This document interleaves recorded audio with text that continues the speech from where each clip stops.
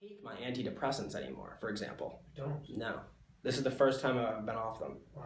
Yeah, I stopped taking those basically. I don't think I knew that. No, I didn't tell you that. Yeah, Wow. I don't take my antidepressants anymore because I feel happy. I feel successful. I feel like I'm doing something that's productive. I feel like I'm being a good member of society, not like a degenerate for once in my life.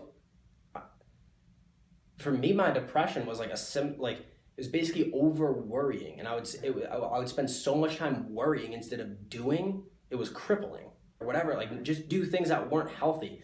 But now I'm instead of like focusing and dwelling on that and like letting it eat at me, I'm just being productive all day. I don't have time to think about anything else other than my day.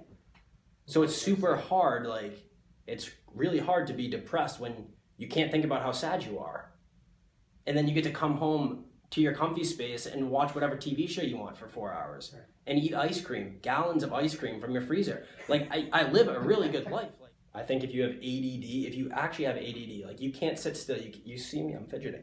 You can't focus. You can help because creating structure. I know in my life, creating structure in my life is really what made the biggest difference. That structure, like, there's no words for it. It kind of like put it all together, you know?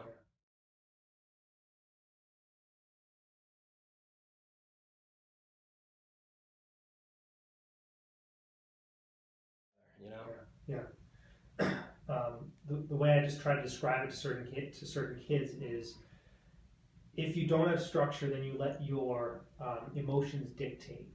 Yeah, which doesn't normally work because no one wants to sit down and do their homework. Right. I still don't want to sit down and do the homework, but now it's like once I enter like the library, my body knows it's homework time, whether I want to or not. Yeah. I just do it. It's second nature. And it's only been like 3 months. Yeah. And like I'm telling you, when I walk into the library, like it's game time. You're as stubborn as they come. Oh yeah. Right? Yeah. So like you're not an easy sell on anything. Yeah, no. Right? Yeah. So I just think that can resonate with a lot of people because there are people that are so entrenched in how they do things. Yeah. That to break those patterns can feel like moving mountains. Yeah, and I think for me, like. But you are like that, like you. Oh yeah, and I didn't want again. Like, I feel like it all came from like a sense of almost desperate. Like I needed urgency. I needed to be successful at this school, and like I wanted to. Great. Like I don't feel like I'm working as hard, honestly. Like I feel like I'm working. Me and my mom, we talked about this a lot because I do have a lot of like things to say. Me and my mom like talk about it. She's like, you're working way harder. I'm like, no, I'm not.